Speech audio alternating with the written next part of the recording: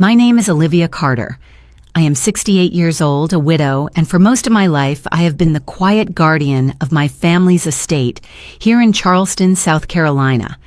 $20 million in properties, shares, and a little embroidery shop that has been in my family for generations. These were not just numbers to me, but pieces of a life built with my late husband's devotion and my own persistence. I believed my children would one day understand that this wealth was less about money and more about legacy. I was wrong.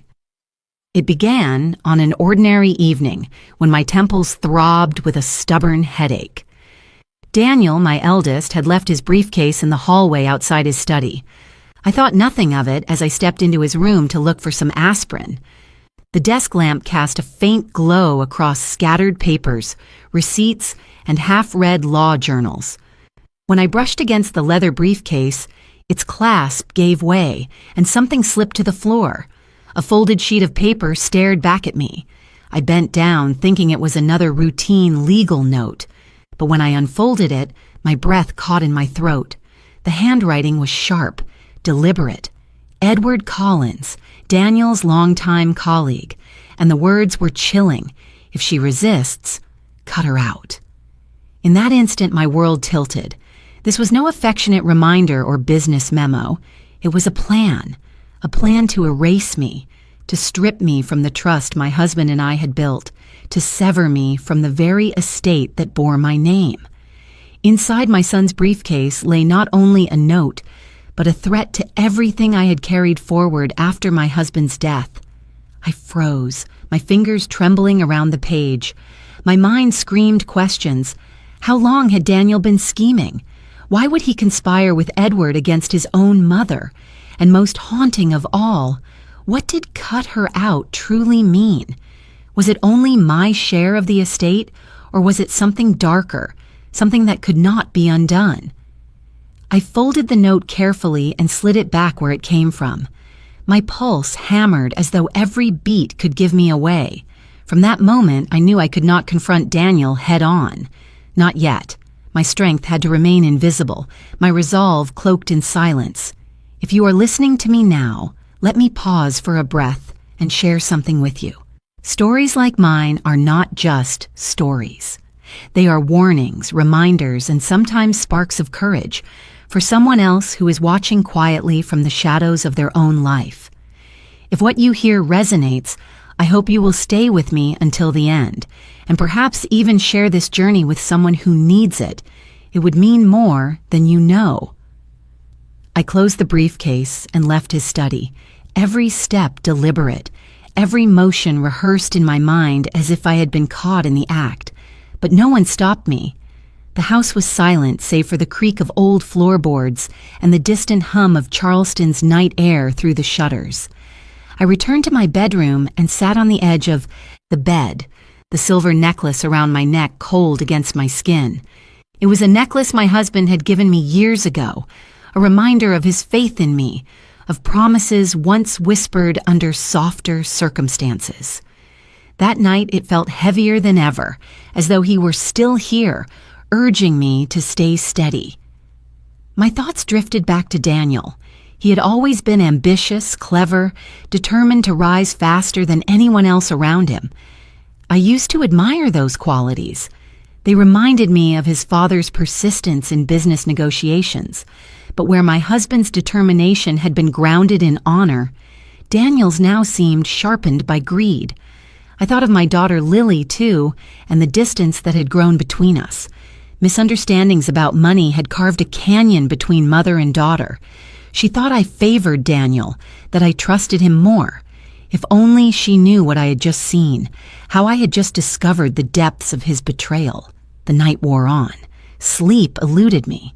I kept seeing that line over and over, etched into my mind like a scar. If she resists, cut her out.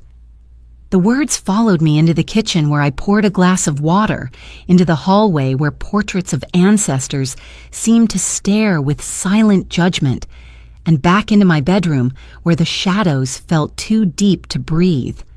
It would have been easier to confront Daniel then and there, to storm into his room and demand the truth. But instinct told me otherwise. If he had already plotted with Edward, then he had already prepared for resistance.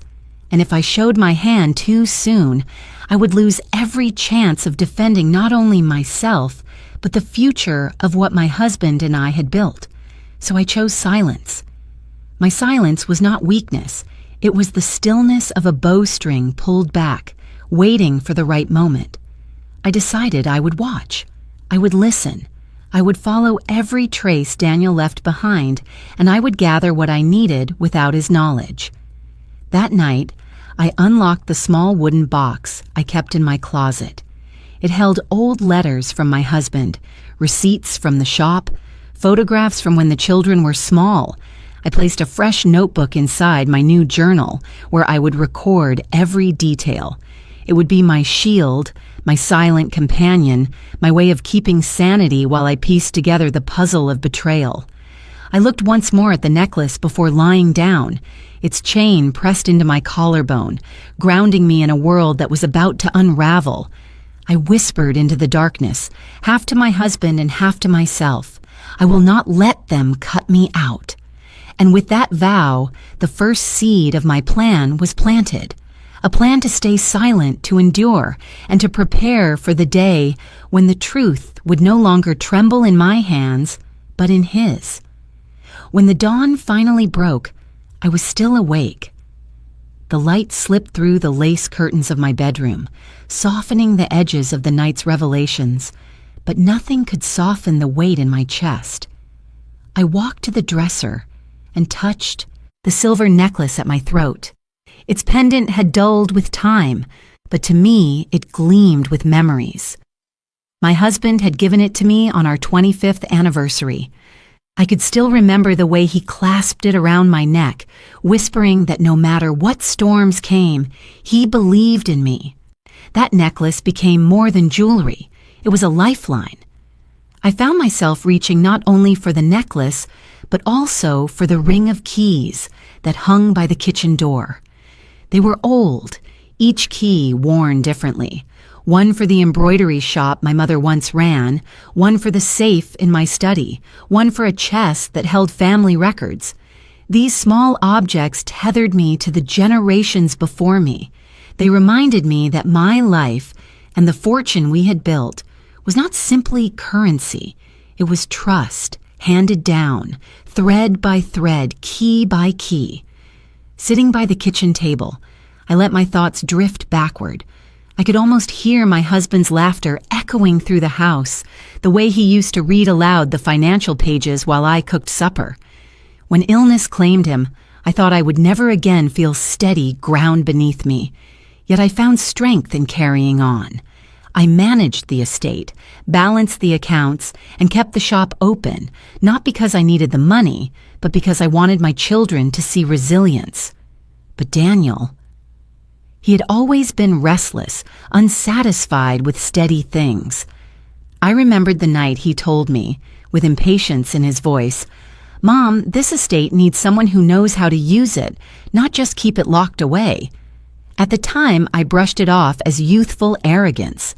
Now, paired with the note from his briefcase, those words returned like a blade twisting deeper.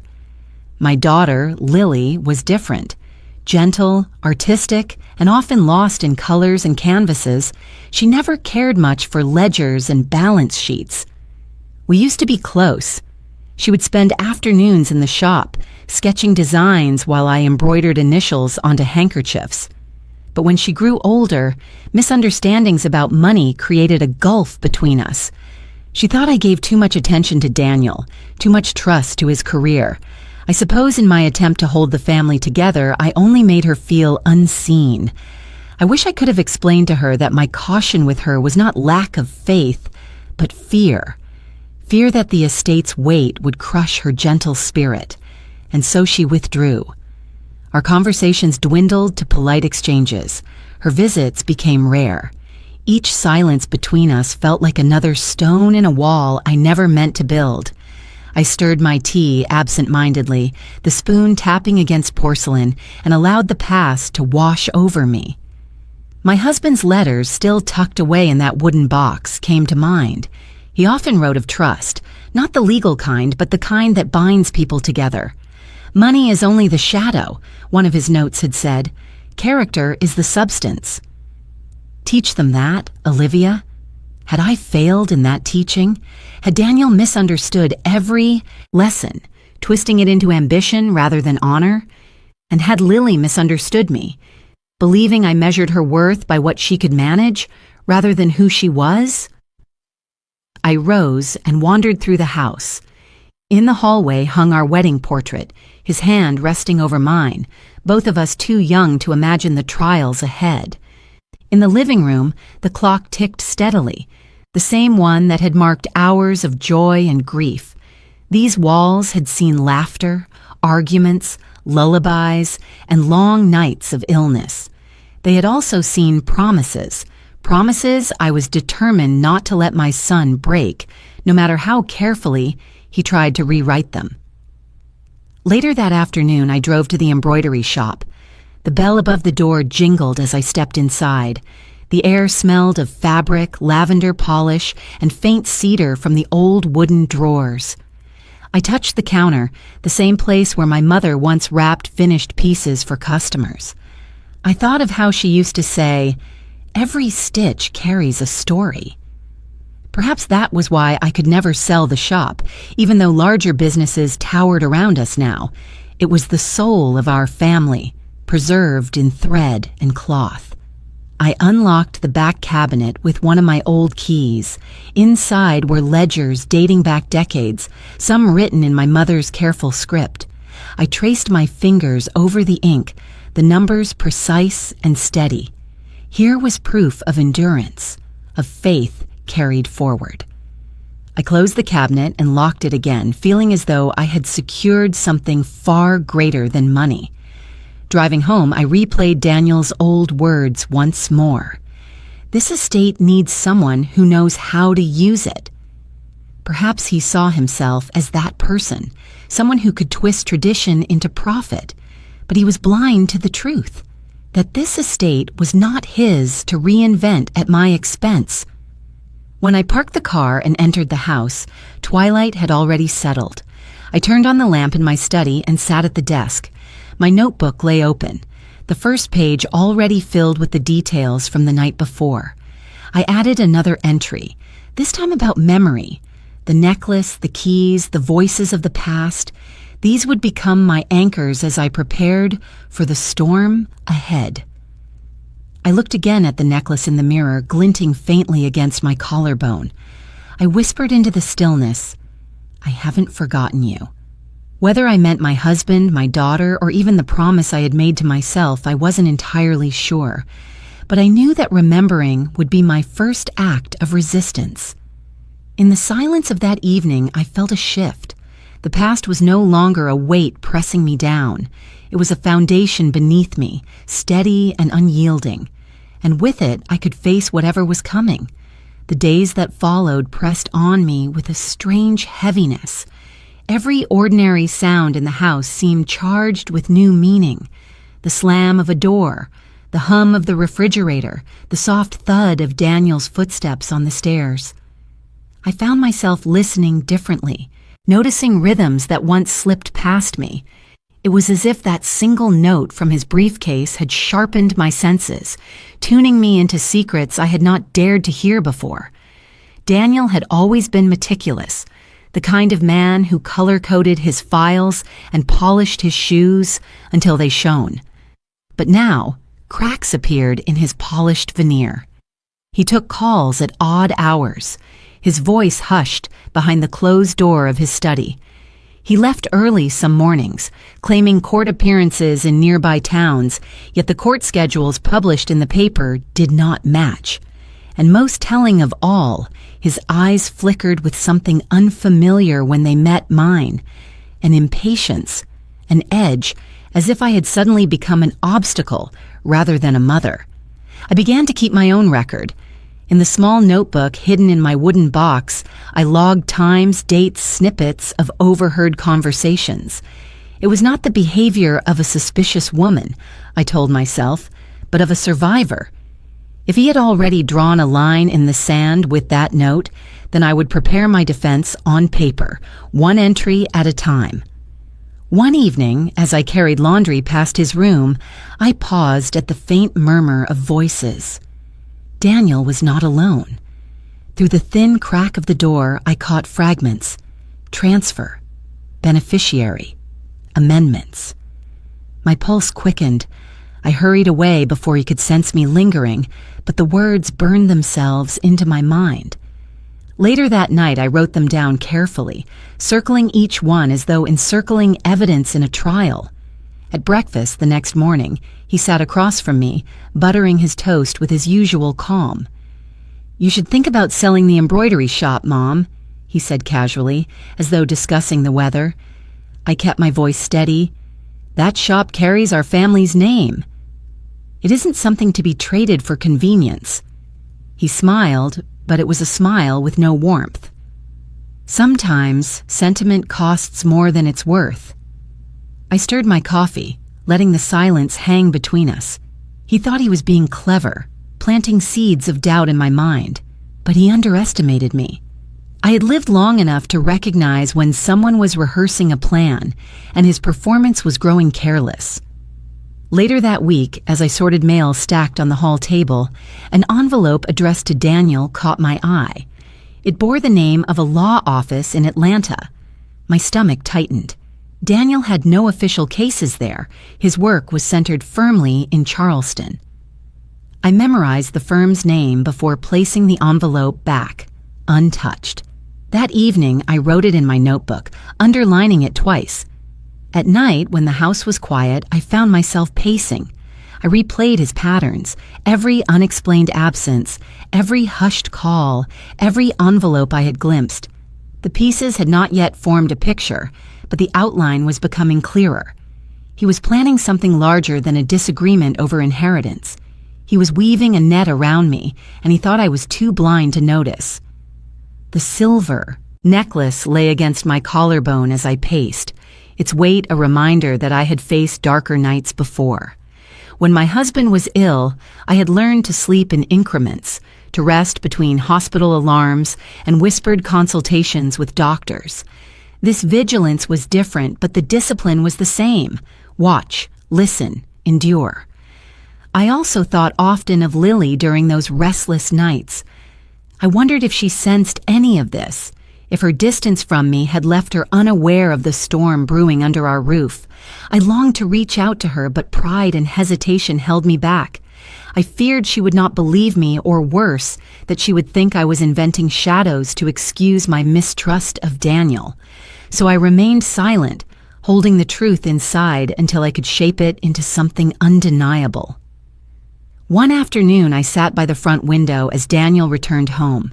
He walked briskly from his car, a folder tucked tightly under his arm.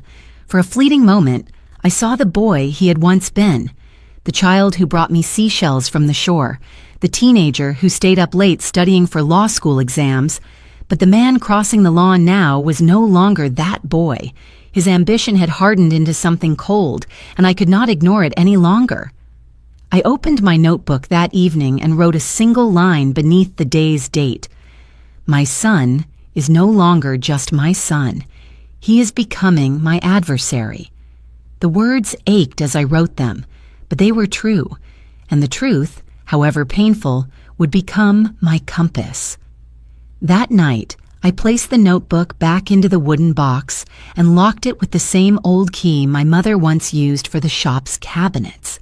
The act felt ceremonial, as though each click of the lock sealed not only the evidence, but also my determination. The house settled into its familiar creaks and sighs, but I no longer felt lulled by them. Every sound was now a signal, every silence a warning. I knew I could not yet see the whole design of Daniel's plan, but I had seen enough to understand that I had stepped into a battle.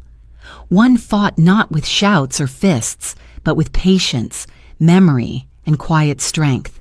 And I intended to win. I reached a point where silence felt too heavy to bear alone. Keeping a secret can protect you, but it can also hollow you out from the inside. The words of that note. The strange calls, the envelope from Atlanta. They swirled in my mind like storm clouds refusing to break. I needed a place to release them before they consumed me, and so I thought of Nora Bennett. Nora had been my friend since childhood. We grew up on the same block, played hopscotch on the same cracked sidewalks, and later held each other's hands through weddings, births, and funerals.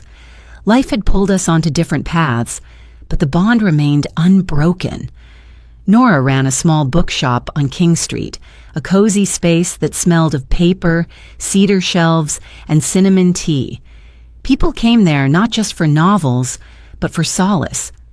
I knew if there was anyone I could trust, it was her. One afternoon I walked into her shop, the bell chiming softly above the door. She looked up from the counter, her glasses perched low on her nose, and her face lit with recognition. "Olivia Carter," she said warmly, coming around to embrace me. "It's been too long." Her hug steadied me in ways I hadn't realized I needed.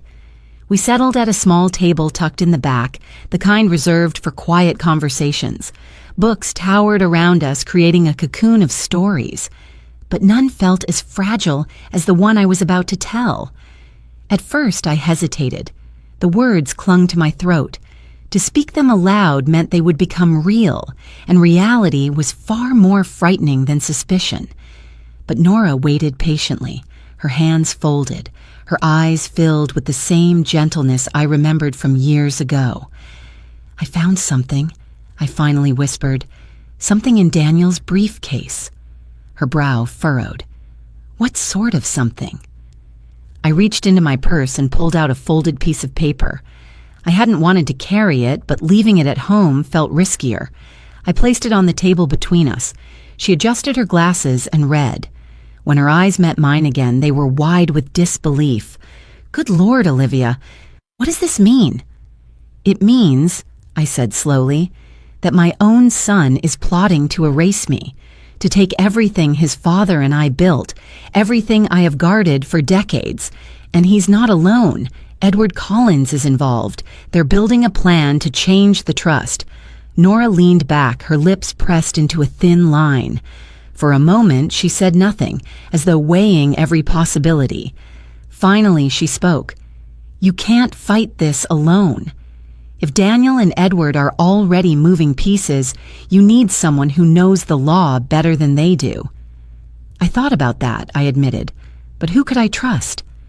Lawyers are their world. She reached across the table and placed her hand over mine. "There's one I know. His name is Victor Hale. He's not like the others. He's fought cases against corporate fraud, stood his ground even when it cost him clients. He won't be swayed by bribes or pressure. If anyone can help you navigate this, it's him." I looked at her, searching for any doubt, but Nora's gaze was steady. Still, fear clung to me. If I go to him, it becomes a war. Am I ready for that? Nora squeezed my hand. "You don't have to think of it as war. Think of it as protection. You're not striking first, Olivia. You're shielding what's already yours." Her words slipped into the cracks of my uncertainty like balm. For weeks I had been moving in silence, my every thought turned inward. To speak it aloud, to have someone else bear witness, shifted the weight. I wasn't crazy. I wasn't imagining shadows. There was real danger, and now someone else could see it too. We sat for a long while after that, sipping tea as the afternoon light faded through the shop windows. Customers came and went, their chatter a distant hum.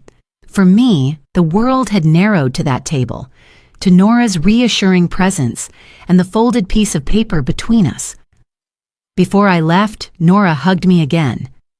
"You're stronger than you know," she whispered, "but even the strong need allies." "Promise me you'll meet Victor," I promised, though my heart still fluttered with unease. Walking back through the streets of Charleston, I felt the air thick with the scent of magnolia and salt from the harbor. The city bustled with its usual rhythm, but I carried a secret rhythm of my own, each step toward truth, each breath closer to revelation.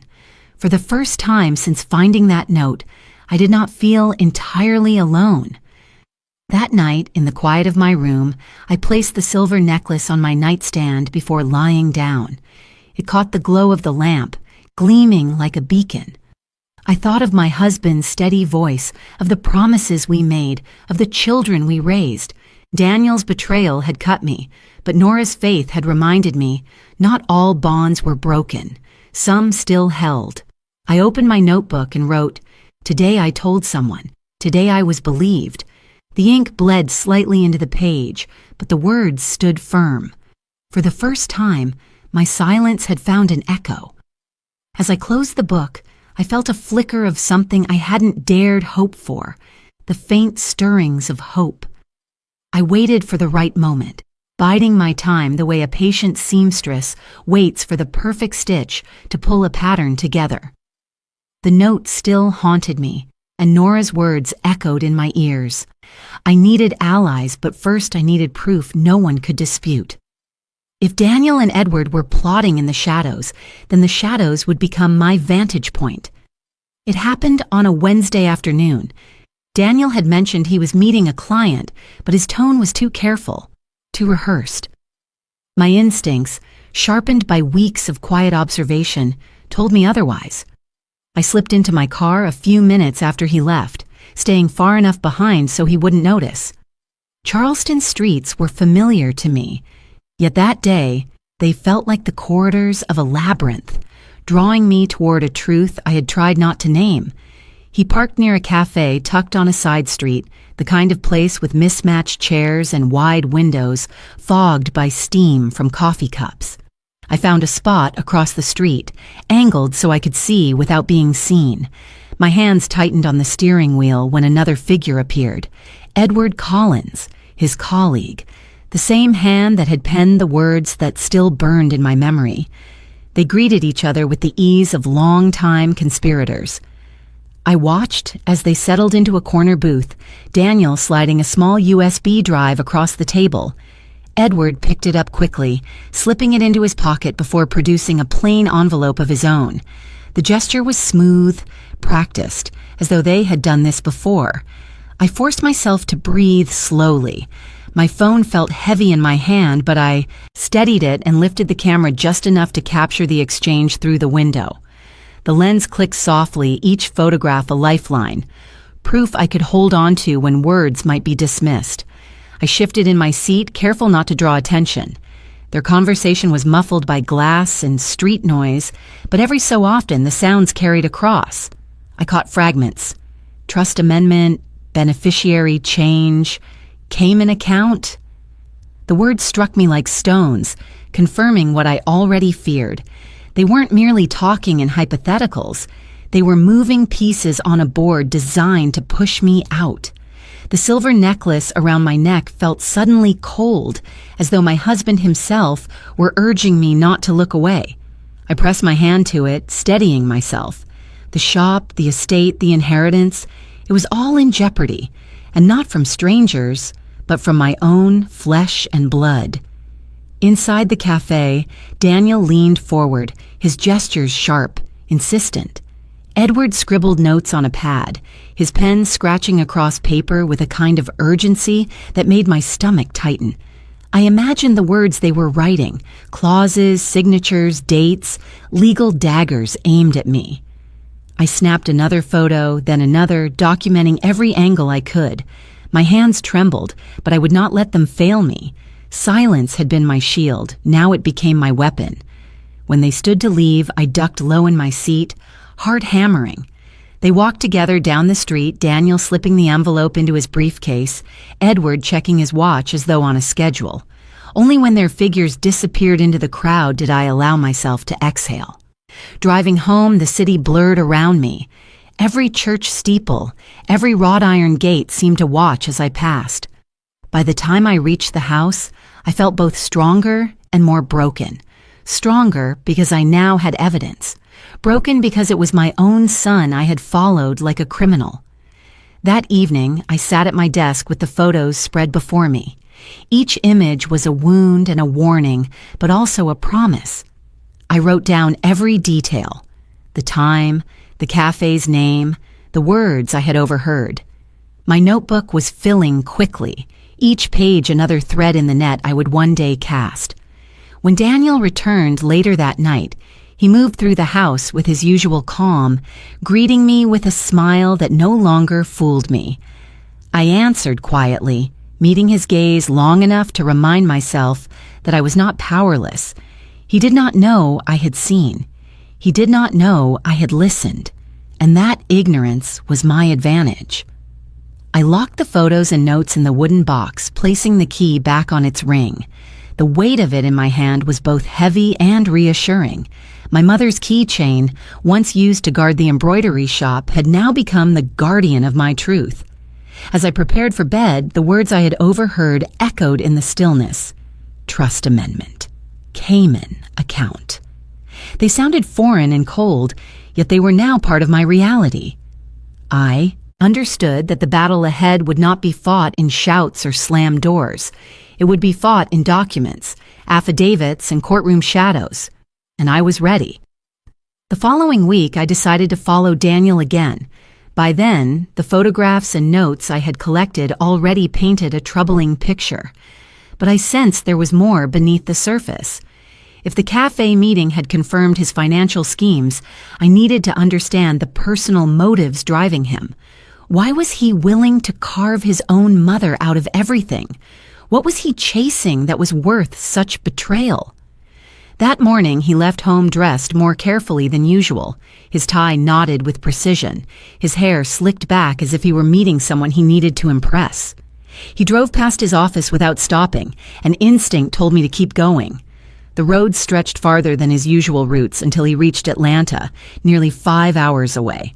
I stayed back, cautious not to draw attention, and when he finally pulled into a quiet neighborhood lined with magnolia trees, I slowed my car and parked at a discreet distance. Daniel walked up the steps of a modest brick townhouse. The door opened and a young woman greeted him. She had long brown hair, her posture graceful, her smile intimate in a way that made my stomach twist. He leaned in to kiss her cheek before stepping inside. I sat frozen, my fingers gripping the steering wheel so tightly that my knuckles ached. I waited. An hour passed, then another. Finally, I gathered the courage to leave my car and walk toward the house. My heart pounded with every step, and I half feared someone would see me, but I needed to know who she was. Through the lace curtains of the front window, I caught a glimpse. Daniel seated comfortably, his jacket off, his tie loosened. The woman sat beside him, her hand resting on the curve of her belly. It was not just a casual touch. She was pregnant. I stumbled back from the window, my breath catching in my throat. The revelation cut deeper than any legal betrayal. My son was building another life, another family, and he was using the promise of my estate to pave the way. Suddenly, his ruthless determination made sense. He was not only trying to seize money, he was trying to erase me to fund a future that excluded me entirely. As I stood there, hidden by the hedges, I noticed a framed certificate on the wall behind them, visible through the glass. A prenatal certificate with Daniel's name scribbled faintly in the corner. The truth hit me like a wave. I was watching the reason for his urgency, his desperation, and his cruelty. I hurried back to my car, my body trembling, and sat in silence for several minutes. The betrayal now carried flesh and bone, a child who would never know the grandmother whose sacrifices had made this possible. My hands shook as I jotted notes in my journal, careful to capture the details while the image was fresh. The woman, the child, the certificate, Daniel's easy, comfort in a life he had hidden from us all. I drove home in silence, the miles stretching endlessly. The silver necklace pressed against my skin, colder than ever, as though my husband's memory demanded I confront the truth head on. The embroidery shop keys clinked softly in my purse, grounding me with their familiar weight. I was not imagining shadows anymore. I was staring directly into the heart of them.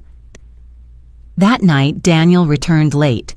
He moved around the kitchen casually, pouring himself a glass of water, unaware that I had followed him, unaware that I had seen the secret life he had tried so hard to hide. He asked me how my day had been, his tone neutral, his expression unreadable. I answered calmly, my face composed, my voice steady. If he suspected, I gave nothing away. But inside, my resolve hardened. This was no longer only about money. This was about legacy, about respect, about refusing to let deceit build the foundation for a future I would never bless. If Daniel believed he could erase me to create his new family's fortune, he had underestimated the quiet strength of the woman who had raised him. Later, alone in my room, I placed the necklace carefully in its box and whispered into the silence, "You were right. The storm is here." The words were for my husband, for myself, for the echo of promises once made. Then I opened my notebook and wrote another entry. He has another woman. She is carrying his child. The estate is their target. I closed the book, locked it away with my keys, and sat for a long time in the dark. The betrayal was complete, but so was my determination. If Daniel thought this would break me, he had forgotten who I was. I met Victor Hale in his office on a rainy afternoon. The steady patter against the windows filled the silence between us as he studied the notes and photographs I had brought. He was a man of measured presence, his salt and pepper hair cropped neatly, his suit worn but impeccable. When he finally spoke, his voice carried the calm authority of someone who had navigated storms like mine before. "Your instincts were right, Mrs. Carter," he said, tapping the photograph of Daniel and Edward at the cafe. "This isn't just talk. They're orchestrating something deliberate, and it's not just betrayal of trust, it's financial crime." I sat straighter, clutching the edge of my chair. I knew they were planning to cut me out. But how? Victor leaned forward, folding his hands. "The language I hear in your notes, trust amendment, beneficiary change, Cayman account, it all points to a strategy. A revocable trust can be amended while you're alive. What Daniel and Edward want is to rewrite it, to make him the sole beneficiary. And if they've forged or manipulated your power of attorney, they could execute those changes without your consent." The words stung, even though I had braced myself for them. "And the Cayman accounts? They're likely setting up offshore holdings," he explained. "Money can be funneled there with little oversight. Once it's gone, it's nearly impossible to trace back. It's a classic tactic for hiding assets. If they succeed, even the courts might struggle to untangle it." I pressed my hand against the silver necklace at my throat. "So what can I do?" Victor's gaze was steady. "You need evidence. Tangible. Irrefutable. Emails, contracts, financial transfers. Witnesses, if possible. Once we have that, I can file an affidavit and move to freeze any suspicious activity. But until then, you must be cautious. If Daniel suspects you know too much, he'll accelerate his plan." I swallowed hard. The room felt smaller, the rain louder. He's my son, Victor. I keep asking myself, how did we come to this? How can I fight him without destroying what little bond we have left? The lawyer's face softened. "You're not the one destroying it, Mrs. Carter." "He is. You're protecting what's rightfully yours and what your late husband intended for you. That doesn't make you cruel. It makes you just—" The words steadied me more than I expected. I nodded slowly. "I'll do what needs to be done." Victor picked up his pen. "I want you to meet someone who can help. An investigator with the Department of Justice, Financial Crimes Division. His name is Agent Carlson. If Daniel is laundering money through offshore accounts, Carlson's expertise will be invaluable." The following day, I found myself sitting across from Agent Carlson in a government office. He was younger than Victor, with sharp eyes that missed nothing and a voice that carried both authority and urgency. He listened as I recounted everything: the note, the photographs, the woman in Atlanta, the prenatal certificate. His expression never wavered.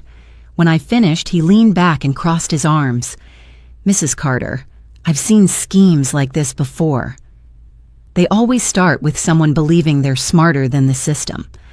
Offshore accounts, fake amendments, shell corporations, it's a pattern. The danger is, once money starts moving, it vanishes fast. If you hesitate, you could lose not just your estate, but your ability to challenge the fraud. A chill swept through me. So what you're saying is, if I make one wrong move, everything could be gone. He nodded. Exactly. If you sign anything without full understanding, or if they get access to certain documents, you could be locked out permanently. You have to stay vigilant, and you have to let us guide you.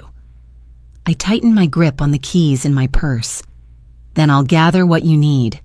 Documents, emails, whatever it takes, Victor added. We'll help you authenticate every piece. What you've already captured is strong, but we need more to secure a case. For the first time in weeks, I felt less alone. I had Nora's encouragement, Victor's legal mind, and Carlson's investigative power. Together, they formed a wall between Daniel's ambition and my silence. That evening, back at home, Daniel moved around the kitchen as if nothing had changed. He asked about groceries, about the embroidery shop, even offered to fix a loose shutter on the porch. His charm was steady, but now it rang hollow. Behind his smile, I saw the calculations, the schemes, the ruthless determination to erase me. I returned his questions with calm answers, my expression unreadable. He didn't know I had begun to gather allies. He didn't know that every false smile only fueled my resolve.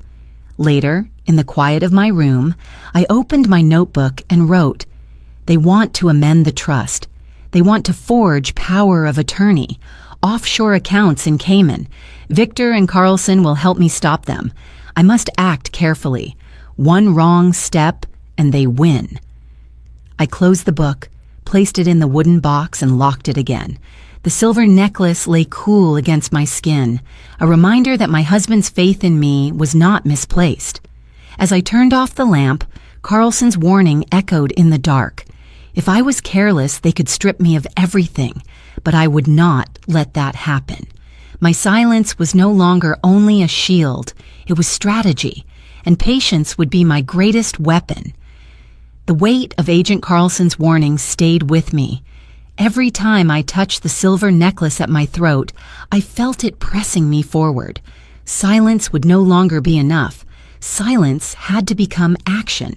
If Daniel and Edward were laying out documents to erase me, then I needed to gather my own papers, my own truths, and lock them so tightly in my keeping that no one could deny them.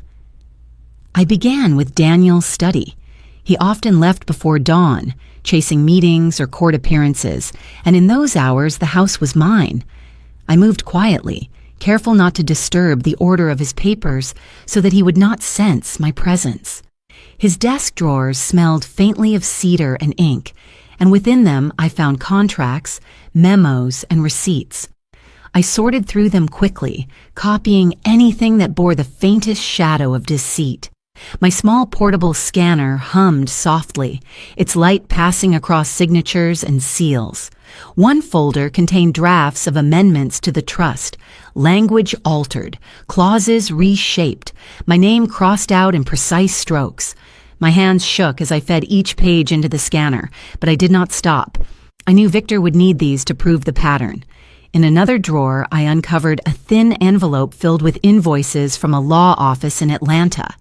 Each bill was addressed to Daniel, with references to asset restructuring and beneficiary transfer. The dates matched the weeks he had been absent. I copied them all and slid the originals back exactly where I had found them. The most painful discovery came in the bottom drawer. Tucked between contracts was a series of letters, written in Daniel's own hand, addressed to the young woman I had seen in Atlanta.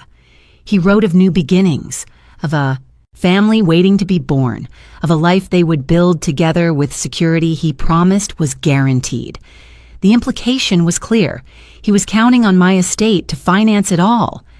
I copied the letters and returned them, my chest tightening, as if every word were a blade.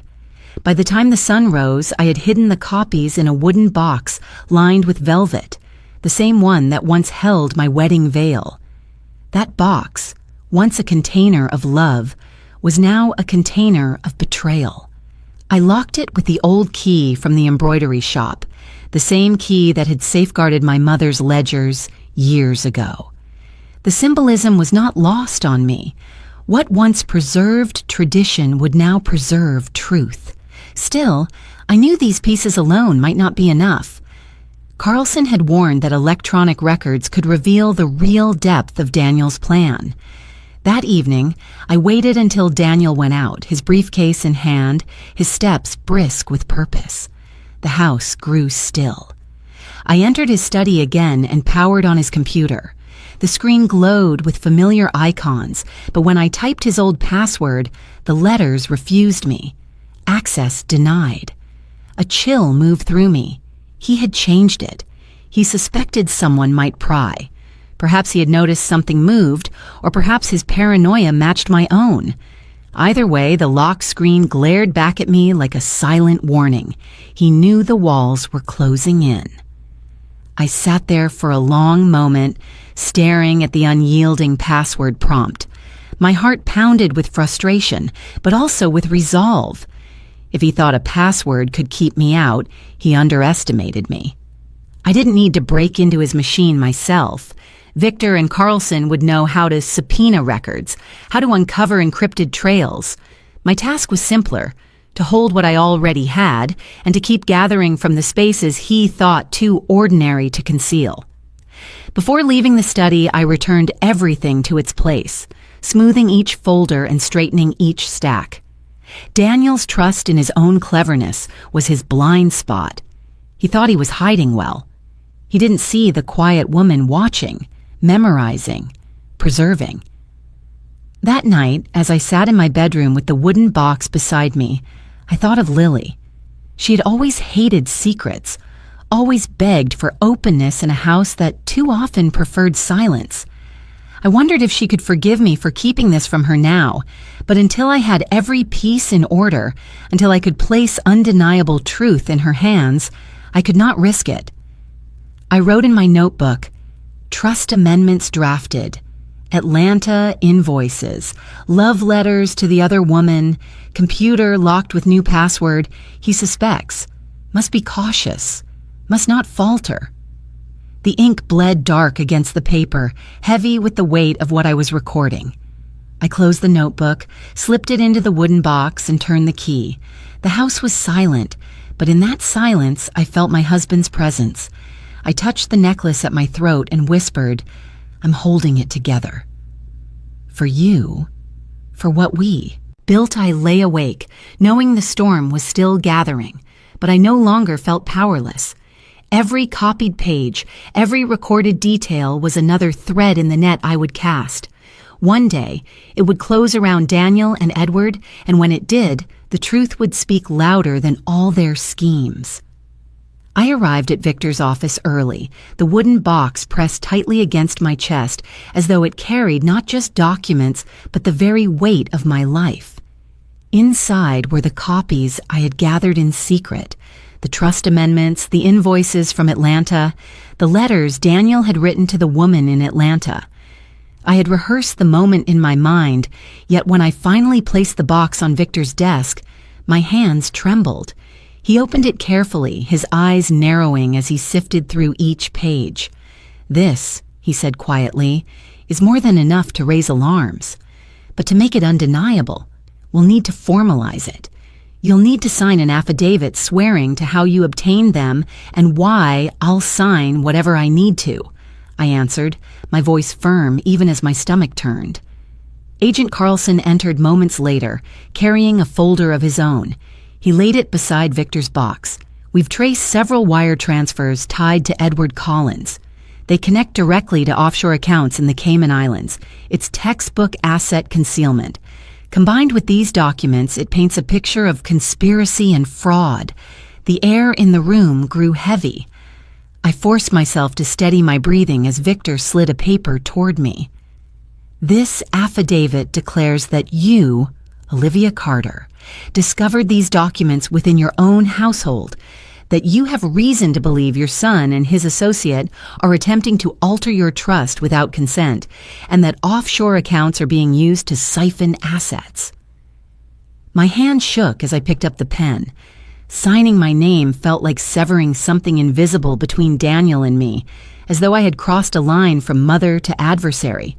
But I reminded myself, he had chosen this, not me. My pen scratched across the page, sealing my statement in ink. Carlson collected the affidavit with quiet efficiency. We'll move quickly. A petition for a temporary restraining order will be filed by morning. That means Daniel and Edward can be summoned before a judge and barred from executing any changes until the case is heard. I exhaled a breath I hadn't realized I was holding. So soon? Victor nodded. Time is our ally if we act now. From the documents, it looks like they plan to finalize a transfer within days. If we hadn't caught this, by the end of the week, your estate could have been locked away overseas. I touched the silver necklace at my throat, whispering silently to my husband, "We're stopping them." The next hours passed in a blur. Carlson scanned and logged the evidence. Victor drafted filings, and I sat in the corner, watching as my quiet suspicions transformed into legal weapons. It was no longer just my notebook or my trembling observations. It was real, official, stamped with the weight of justice. When I returned home that evening, the house felt unchanged. The same creaking floors, the same portraits on the wall, but I was not the same. I carried the knowledge that wheels were turning beyond Daniel's control. Still, I kept my face calm when he returned. He came in with his usual briefcase, setting it by the door. "Long day, Mom," he said, loosening his tie. "Clients are demanding these days." I smiled faintly, hiding the storm beneath my calm. "I'm sure they are."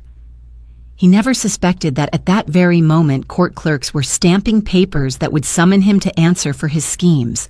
His arrogance blinded him, and my silence shielded me.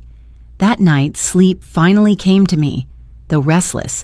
I dreamt of the shop's keys, heavy in my palm, and of Lily's face as a little girl painting in the back room.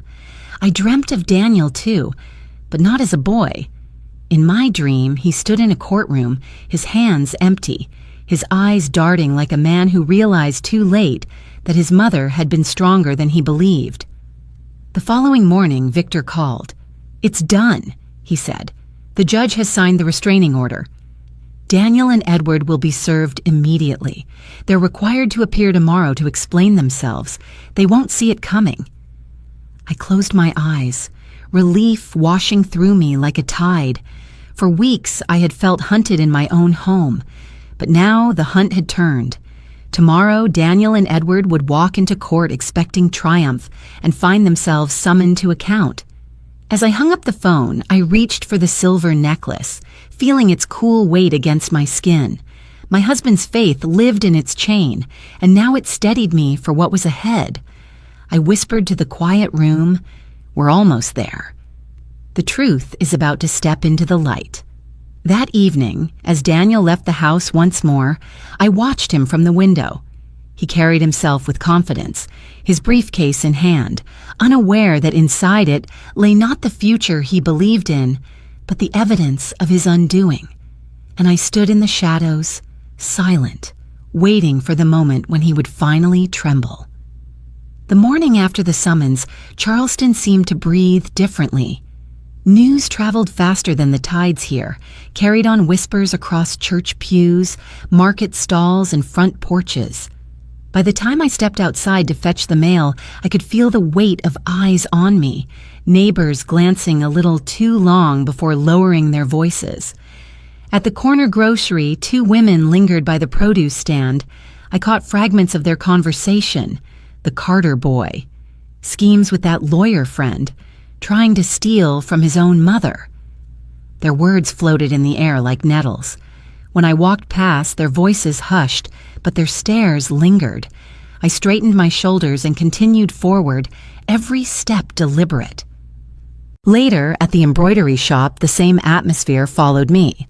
Customers entered quietly, their eyes warm with pity or sharp with judgment. One older man cleared his throat as I finished wrapping his order and said softly, "You're stronger than most would be, Mrs. Carter." His words were kind, but they carried the weight of gossip already spun into stories I had no hand in telling. The church was no refuge either. On Sunday, as the choir's voices rose, I felt a dozen pairs of eyes drift toward me. When the service ended, whispers trailed behind me in the fellowship hall. "Imagine a son turning on his mother like that." Another voice, and a lawyer too, thought he was respectable. The sentences floated like smoke, impossible to grab, impossible to erase. Still, I refused to bow. I wore the silver necklace high and proud, the pendant catching the morning sun as if to remind me that dignity was also armor. I walked through the streets with Nora at my side, her presence like a steadying hand on my back. "Let them whisper," she said firmly as we crossed the market square. "Every whisper is proof they know the truth is not on Daniel's side." At the cafe where Daniel had once met Edward, the barista gave me a free cup of coffee, sliding it across the counter with a quiet nod. It was a small gesture, but I felt the weight of it. Solidarity disguised as kindness. The community was watching, yes, but many were rooting for me too, in their own subtle ways. In the middle of that noise, something unexpected happened. Lily returned. I was at the shop organizing fabrics when the bell above the door chimed. She stood there hesitantly, her hands clasped in front of her, her eyes searching mine with a mixture of guilt and hope. For a moment, I could only stare, remembering the cold silences between us, the misunderstandings that had widened the gap. "Mom," she said softly, "can we talk?" I led her to the back room where we used to spend hours when she was younger, sketching designs while I worked at the embroidery machine. The air smelled of fabric and lavender polish, just as it always had. "I heard," she began, her voice trembling, "people are talking about Daniel, about court, about everything." And I realized I judged you unfairly. I thought you were clinging too tightly to the money, that you didn't trust me enough. But now I see, you were protecting something much deeper. You were protecting us. My throat tightened. For weeks, I had carried the burden of suspicion and betrayal alone. Now, hearing my daughter's voice crack with remorse, I felt something in me loosen. "I never stopped loving you, Lily," I whispered. "I only wanted to shield you from the weight of this estate. I didn't want it to crush your spirit. But I see now that keeping you away only built walls between us." She reached across the table, her hand trembling as it touched mine. "I want to stand with you, Mom. Whatever comes, I'll be there." Tears blurred my vision, but they were not the same tears of fear that had haunted me for weeks. They were tears of release, of a bond being stitched back together. I pressed her hand and felt the warmth of her loyalty return. The whispers outside the shop continued, but for the first time, they didn't pierce me. With Lily by my side, with Nora's steady friendship, I felt fortified. Let them gossip, let them speculate. Truth was already unfolding, and soon it would no longer be whispers in the market, but declarations in court. That evening, as I locked the shop and walked home with Lily, I thought of my husband's words in one of his letters. "Money is only the shadow. Character is the substance." I realized then that I was not only fighting for my estate, I was fighting to ensure that substance triumphed over shadow, that dignity outlasted deceit. At home, Lily lingered in the kitchen with me. We shared a pot of tea, the silver necklace catching the lamplight as I leaned back in my chair. For the first time in a long time, silence between us felt gentle instead of cold. It was the kind of silence that heals, not the kind that divides. I wrote in my notebook before bed, "The town whispers. Daniel is exposed, but Lily has returned. I am not alone anymore. I closed the book, turned the key in the wooden box, and let myself drift into sleep, no longer hollow but whole. The night rain had just ended when I heard the knock. It was late. Too late for neighbors or polite company. The sound echoed through the hall, sharp and hesitant, as though whoever stood on the porch feared being turned away. I wrapped my shawl around my shoulders and opened the door to find her standing there. Marissa Lane, the woman from Atlanta, the woman carrying Daniel's child. She looked nothing like the serene figure I had glimpsed through the window weeks before. Her hair was damp and clinging to her face, her clothes rumpled, her eyes swollen from crying, and her hands, trembling as they pressed against her rounded stomach, revealed the desperation she could no longer conceal. "Mrs. Carter," she whispered, her voice frayed. "Please." I didn't know where else to go. For a moment I stood frozen. My son's betrayal had a face now, a fragile, frightened face at my doorstep. Part of me wanted to turn her away, to close the door on this chapter of deceit, but something in her gaze, pleading, raw, undeniably human, pulled me back from the edge of refusal. "Come inside," I said softly. She stepped into the foyer, dripping water onto the rug, her breath uneven. I guided her into the kitchen, the warm light making her look even more fragile. I set a cup of tea before her, though her hands shook too much to lift it. "I didn't want to hurt you," she blurted, tears spilling over. "When I met Daniel, he told me he was free, that his mother supported him, that everything was secure. I believed him. I never imagined—" Her voice broke.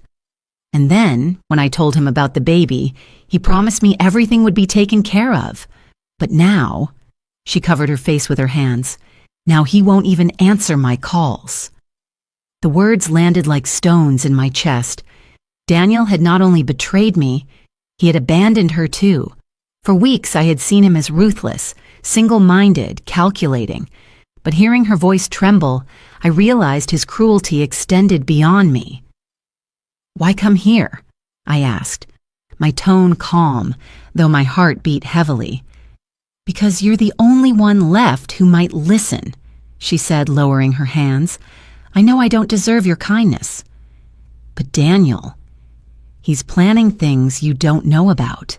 He has another account, not the Cayman one, a second one, hidden.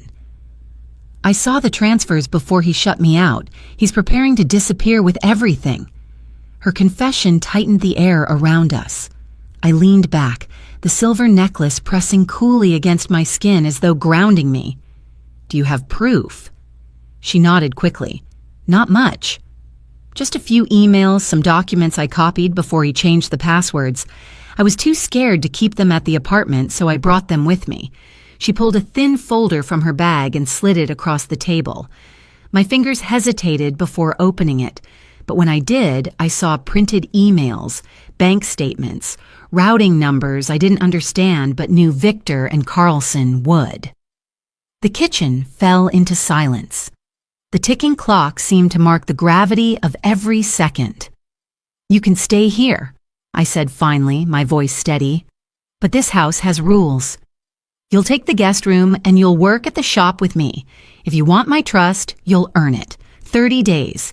If after that time I believe you are sincere, you'll have a place not just here, but in the fight ahead." Her eyes widened.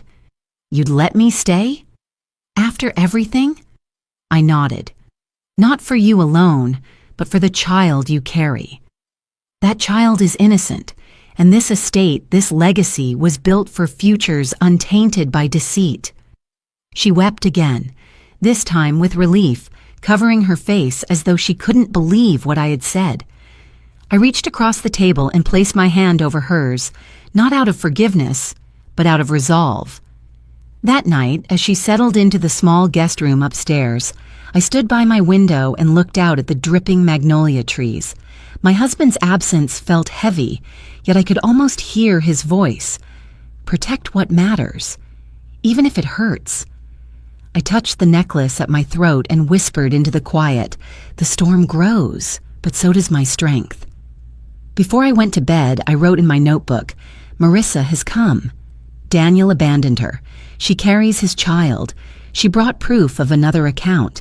She is frightened, but perhaps she can be an ally. For 30 days, she will live under my roof. If she fails, she leaves. If she proves herself, she stays." I locked the notebook in the wooden box, the key, cool in my palm.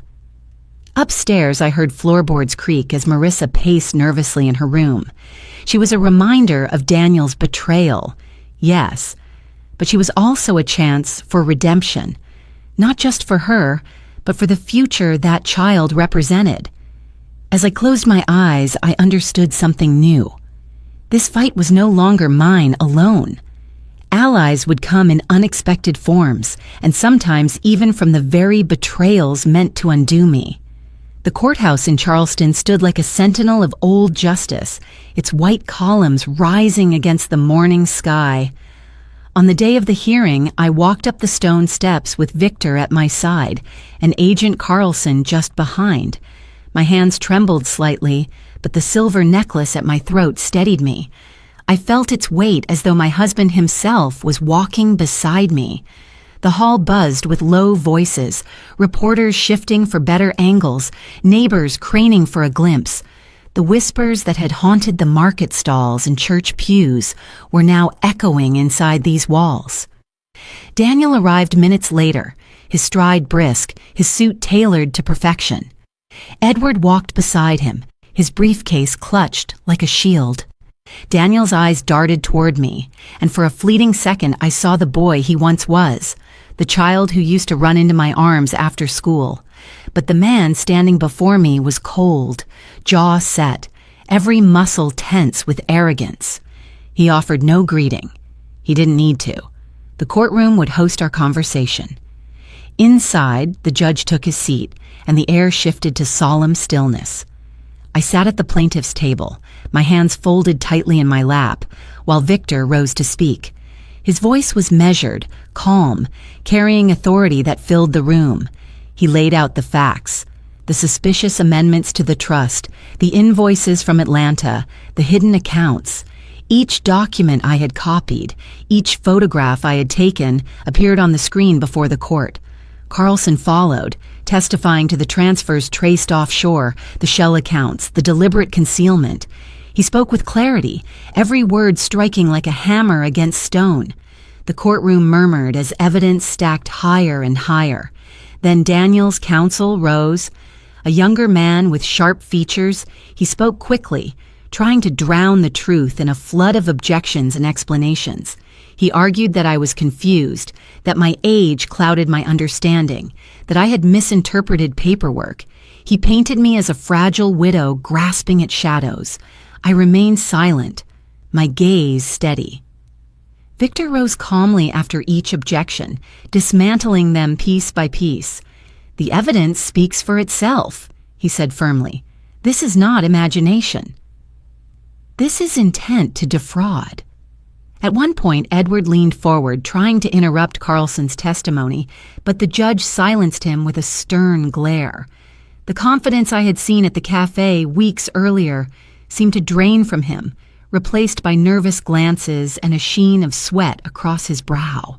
Finally, the judge turned to Daniel. "Do you deny attempting to alter your mother's trust without her consent?" Daniel cleared his throat, his voice strained. "I was acting in the best interest of the estate. My mother has no vision for its future." The judge cut him off. "This court does not recognize ambition as justification for fraud. The documents show clear attempts to remove your mother's authority and transfer assets offshore. That is neither best interest nor lawful." The words hung heavy in the room. Daniel's shoulders stiffened, and for the first time I saw fear flicker across his face. The judge delivered the decision firmly. The attempted amendments were null and void. The trust remained intact under my authority, and both Daniel and Edward would face further investigation for fraud and financial misconduct. The gavel struck. sealing the judgment like thunder across the chamber. I sat still, the sound echoing in my chest. The estate was safe, my rights preserved. The storm had not taken me, it had revealed me. Reporters scribbled notes, cameras flashed, but I hardly noticed. I turned my head just enough to meet Daniel's eyes. His face was pale, his hand trembling as he reached for his briefcase. For once, words failed him. He had spoken in plans and schemes for months, but now silence was all he carried. Victor touched my shoulder gently. "It's done," he whispered. I nodded, though my heart was heavy. To win against strangers is one thing. To win against your own son is another wound entirely. Yet beneath the sorrow was strength, a quiet strength I had never felt so clearly. As I left the courthouse, Lily appeared at the steps, her face shining with pride. She slipped her arm through mine, her presence a balm against the ache. "You did it, Mom," she said softly. I smiled faintly, lifting my chin. "No, Lily. We did it, and now we begin again." The crowd parted as we walked down the steps together. For the first time in weeks, the whispers no longer weighed me down. They followed me. Yes, but they were whispers of recognition, of respect. My silence had spoken louder than Daniel's ambition ever could. That night, in the quiet of my room, I opened my notebook and wrote, "The court has ruled. The estate is mine to guard. Daniel and Edward are undone. Justice has found its voice." I closed the book, touched the necklace at my throat, and allowed myself a long, steady breath. The storm had broken, but another reckoning still waited, between mother and son. The courthouse emptied slowly, but I lingered, unwilling to rush what felt like the heaviest walk of my life. The judgment had been read, the gavel had struck, and justice was carved into the record. Yet the air around me still carried a weight no decree could lift. When I finally stepped into the corridor, I found Daniel waiting. He leaned against the wall, his briefcase hanging useless at his side. For the first time in years, he looked smaller than the image he tried so hard to project. His eyes darted toward me, searching for something. Mercy, perhaps, or recognition. When they finally settled, I saw what I had not expected: fear. His lips parted, his voice low, shaking as though it fought to hold itself together. "Mom," he whispered, "please, please forgive me." The sound of that word, Mom, struck me like a ghost from another time. It was the word he used as a boy when he scraped his knee, when he sought comfort after a nightmare. But now it carried a hollow ring, stripped of innocence. I stepped closer, my heels echoing against the marble floor. "Forgive you?" I said softly. "You stood ready to erase me. You signed away my life's work. You left me with nothing but silence while you built another family in secret. And now, only now, you tremble." His eyes filled with tears. "I thought I was doing what was right. For my future, for—" His voice broke. "I was wrong. I see it now. Please don't turn your back on me." I shook my head, my hand instinctively finding the silver necklace at my throat. "Daniel, I never turned my back on you. You turned your back on me. Every choice you made carved the distance between us. You chose ambition over loyalty. You chose lies over truth. You chose to abandon the very woman who gave you life." He dropped his briefcase, the papers spilling across the floor like remnants of a broken plan. His hands covered his face, his shoulders shaking with sobs. The image of him kneeling there, undone by his own schemes, was almost too much to bear. Almost. I wanted to reach for him, to cradle him as I once did when the world was cruel and he was small. But my heart knew better.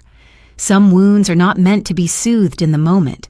Some wounds must be left to sting so that lessons can sink into the bone.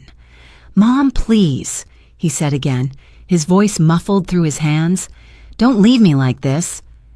I straightened my back, drawing strength from every scar silence had taught me to bear. "You left me long before this day, Daniel. You made your choice, and now you must live with it. With that, I turned, my steps deliberate, carrying me past him as he crumpled further to the ground. His sobs echoed in the hallway, a haunting rhythm that followed me, but did not break me. For the first time, he trembled not with anger or calculation, but with the truth he could no longer escape. Outside, Lily was waiting. She stood by the courthouse doors, her face pale but resolute. When she saw me, she hurried forward, her arms wrapping tightly around me. I felt her warmth, her forgiveness, her strength flowing into me. "Mom," she said softly, "he'll have to face himself now. But you don't have to carry his choices anymore." I reached into my purse and pulled out the small velvet box I had carried with me since morning. Inside was the silver necklace my husband had once clasped around my neck, the same one that had steadied me through every silent battle. With trembling hands, I placed it into Lily's palm. Her eyes widened. "Mom, this is yours."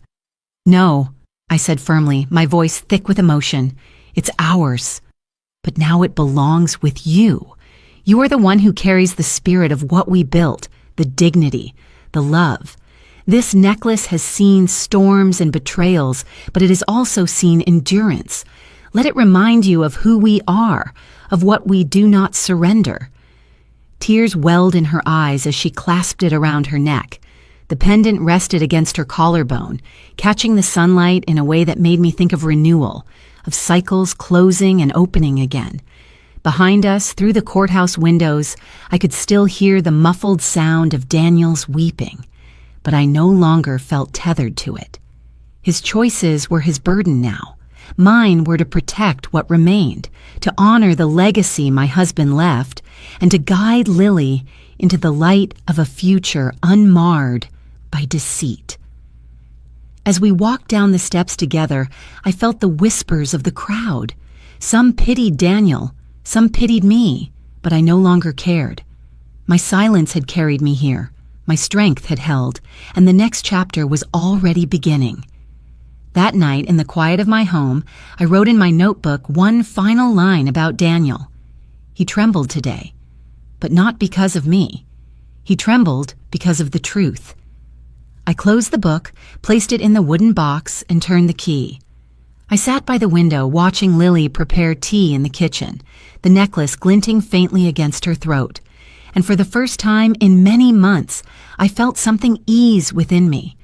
Betrayal had left scars, yes, but renewal had begun. The weeks after the trial unfolded with a strange quiet. The storm that had raged around me, Daniel's plotting, Edward's schemes, the whispers of the town, had broken at last. What remained was the slow work of stitching life back together, like mending a piece of fabric torn in too many places. I knew the scars would always show, but scars have their own kind of strength. I poured myself into the embroidery shop. With Lily now at my side, its rooms seemed to breathe again. She filled the front windows with vibrant displays of her art, blending paintings with embroidered pieces, transforming the store into something more than a business. It became a boutique, a place where tradition met imagination. Customers lingered longer, marveling at her colors and my stitches working together. I saw in her eyes a joy I hadn't seen since she was a child, sketching quietly at the counter. Marissa, too, began to find her place. At first, she moved hesitantly, as though waiting for me to change my mind about letting her stay. But as the days passed, she proved steady, keeping the books with precision, managing orders with care. The 30 days I had promised became more than a trial. They became a turning point. She worked diligently, never asking for sympathy, only showing determination to earn a life better than the one Daniel had promised and abandoned. In the evenings, I would often sit in the back room, the hum of sewing machines filling the air, and watch the two young women, my daughter and the woman who had once been Daniel's secret, working together. It struck me how life can weave unexpected patterns. What began as betrayal had turned into alliance. Out of deception, something new was being born. The child arrived on a crisp autumn morning. I stood beside Marissa in the hospital, her hand gripping mine with a strength that surprised me. When the baby's cry filled the room, I felt tears streaming down my cheeks. I looked at the tiny face, so innocent, untouched by the sins of the father, and I whispered a silent prayer that this child would never repeat Daniel's mistakes. Holding that newborn, I thought of my husband. I imagined him smiling gently, telling me that legacy was not measured only in land or shares, but in the lives we nurture and protect. I kissed the baby's forehead and promised silently to be the kind of grandmother who gave more love than shadows. Back at the house, life began to settle into a rhythm. Mornings at the shop, evenings filled with tea and quiet conversation, weekends where Nora joined us to share books and laughter. The house that had once echoed with suspicion now rang with new voices, softer and warmer. Even the old magnolia trees outside seemed to sway differently, their branches heavy with blossoms as if they, too, believed in second chances. One evening, as I closed the shop, Nora handed me an envelope. "I found this in one of the old shelves at home," she said. "I think it's meant for you." Inside was a letter from my husband, written years ago but never delivered. His handwriting was familiar, steady, filled with the same calm he had carried into every storm. The words were simple, but profound. "Money is only a tool, Olivia. Never let it divide what was meant to bind. Remember that love is the real inheritance, the only thing worth fighting for." I pressed the letter to my chest, my tears falling freely. It was as though he had reached across time to remind me that every choice I had made, the silence, the patience, the fight, had meaning beyond the estate. It was about preserving dignity, about protecting the heart of our family, however fractured it had become. That night, as we all gathered in the kitchen, Lily preparing tea, Marissa rocking the baby, Nora reading a passage from her newest book, I felt a warmth settle over me. The necklace around Lily's neck glinted softly under the light, a symbol that what had once been mine was now hers to carry forward. I thought of Daniel. Somewhere in the city, his ambitions collapsed into silence. I did not hate him. Hate would have poisoned me long ago. Instead, I let sorrow wash through me, then recede, leaving only the quiet hope that one day he might find his own redemption. But whether he did or not, I knew this. My life was not defined by his betrayal. It was defined by the strength to endure, the courage to rebuild, and the grace to let healing blossom where ruin had tried to take root. In the stillness of that evening, as laughter filled the kitchen, I realized I had not just survived. I had built anew, and for the first time in years, I felt whole. I often find myself standing by the window in the early morning, watching the light spill across the magnolia trees. The world feels softer now, though the scars of what is past remain etched inside me. I touch the glass and remember how close I came to being erased, how near I was to losing not only the estate, but the sense of who I am. And yet, as I stand here breathing in the quiet of a new day, I understand that what almost destroyed me has become the very soil where renewal has taken root. The silver necklace no longer rests at my throat. It hangs instead on Lily's, gleaming against her skin when she comes into the shop or sits across from me at the kitchen table. Handing it to her outside the courthouse was not simply a gesture. It was a passing of strength, of trust, of the lesson her father left behind, that love is the only inheritance that outlasts storms. I see her wearing it now, and I know the legacy is safe.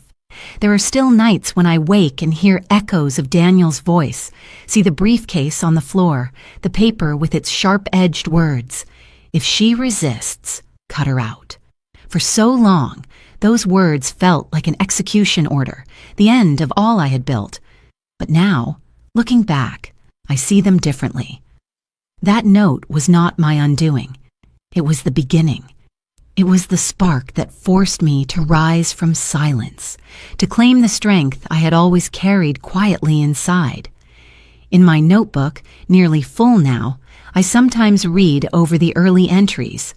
The trembling lines of my handwriting on those first nights tell the story of a woman terrified, doubting herself, clinging to the shadows. But page by page, the words change. They grow firmer, sharper, more resolute. They tell the story of a mother who refused to vanish, who learned that silence could be more powerful than shouting, that patience could pierce ambition, that dignity could outlast deceit. I have thought often of Daniel. My heart aches when I remember the boy he once was, bringing me seashells from the shore, grinning proudly when he passed his exams. Somewhere along the way, he lost himself in the chase for more money, more power, more control. He believed that cutting me out would secure his future, but all it secured was his own downfall. I cannot rewrite his choices, nor can I carry his consequences.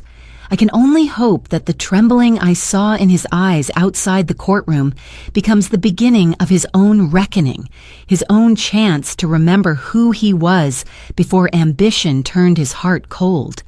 But Lily, my Lily, she has come back to me. I see her now in the shop, guiding customers with warmth, teaching children art on weekends, her laughter filling the corners where silence once sat heavy. She has become not only my daughter again, but also my partner, my heir in spirit as well as in legacy.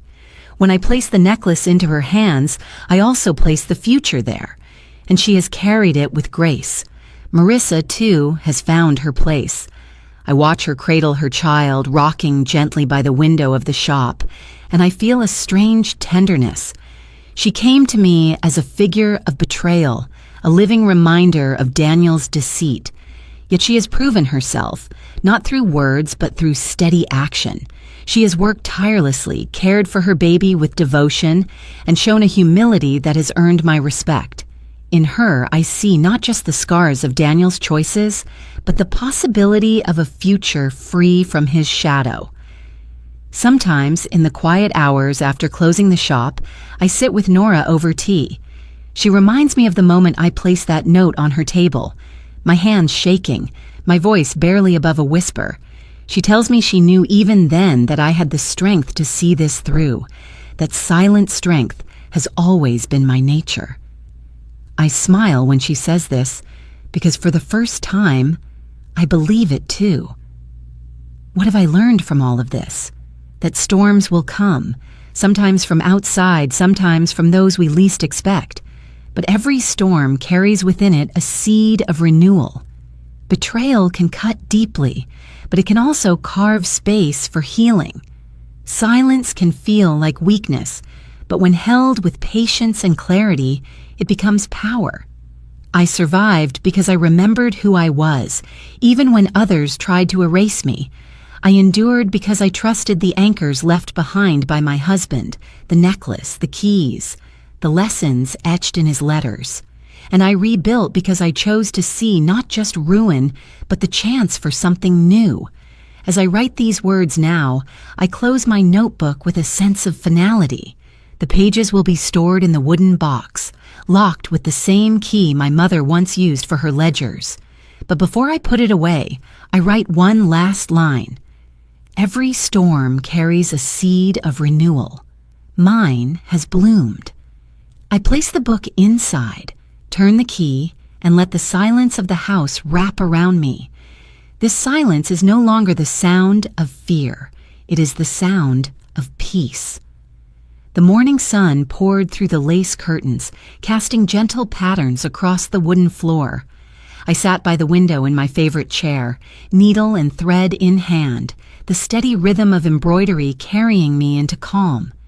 Each stitch was small, deliberate, yet together they formed something lasting.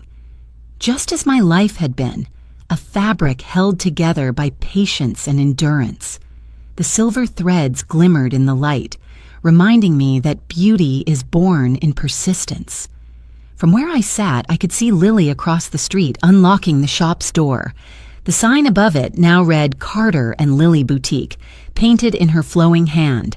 She arranged the displays in the front windows with quiet joy, mixing her paintings with my embroidery, tradition woven with creativity. I watched her, shoulders straighten with pride, the silver necklace glinting at her throat. My husband's gift had found a new keeper, and I knew it was exactly where it belonged. Inside the shop, Marissa worked at the counter, balancing ledgers with a steadiness that had grown in her over time. Her child cooed from a cradle nearby, tiny hands reaching toward the air as though grasping for a future untouched by deception. Sometimes customers would pause to peek at the baby, smiling at the sight of innocence nestled among spools of fabric and bolts of cloth. I often wondered if that child would ever know the storms that had raged before their birth, or if, by grace, they would only inherit the calm that followed. Nora visited often, her arms filled with books, her laughter filling the corners of the boutique. She read aloud passages she thought might inspire us, her voice carrying wisdom that had weathered decades. The sight of her sitting by the counter with a cup of tea, the baby cradled in her lap, became a picture of community, of friendship that had refused to bend beneath the weight of betrayal. Life in Charleston moved on, as it always does. The market bustled with its usual rhythm, the church bells chimed, and neighbors nodded with respect when they passed me on the street. The whispers had faded, replaced with recognition. They saw not a woman defeated by her son's schemes, but a woman who had endured, who had held her silence until it became strength. Evenings were my favorite. I would sit in the garden as twilight settled, the magnolia trees swaying gently in the breeze, their blossoms heavy with fragrance. Lily would join me, sometimes sketching as the sun dipped low, sometimes simply sitting in companionable silence. Marissa would bring the baby out to the porch, rocking gently while Nora read in the fading light. The house that had once echoed with suspicion now glowed with new voices, new laughter, new hope. One evening, as the stars began to appear, Lily turned to me and asked, "Do you ever regret it, Mom? The fight, the silence, the way things turned out?" I thought for a long moment before answering. Regret? I shook my head. No, pain, yes, but regret? Never. My son planned to take everything I had built, but the step I took left him trembling. Not because I wanted to hurt him, but because I chose not to be erased. That choice gave me back not only the estate, but myself. She nodded, her fingers brushing the necklace at her collarbone. The gesture was quiet, but its meaning was vast. In the days that followed, I found myself writing less in my notebook. The pages were nearly full, the lock on the wooden box closing over them like a seal on a chapter. I no longer needed to document every whisper, every shadow. The truth had been spoken, the estate preserved, and the future secured. What I needed now was not record, but presence. To live, to breathe, to be. On the final page, I wrote one last line. The storm has passed. What remains is the calm of renewal. Then I closed the book, turned the key, and let it rest among the memories of generations before me. As the season shifted, I realized that healing does not arrive all at once. It comes in small moments. The cry of a newborn, the laughter of a daughter returned, the gentle company of an old friend, the quiet hum of a shop alive again. It comes in knowing that betrayal may scar you, but it cannot define you. I sat once more by the window, the embroidery hoop resting in my lap, and looked at the life unfolding around me. The silver necklace glinted on Lily's throat, the baby cooed in Marissa's arms, and Nora's laughter drifted through the air. My husband's voice echoed in memory. Money is only a tool. Love is the real inheritance. And as I pulled the final thread through the fabric, I knew he was right. The storm had carried me to the edge, but it had also delivered me here, to a place of peace, of dignity, of quiet triumph.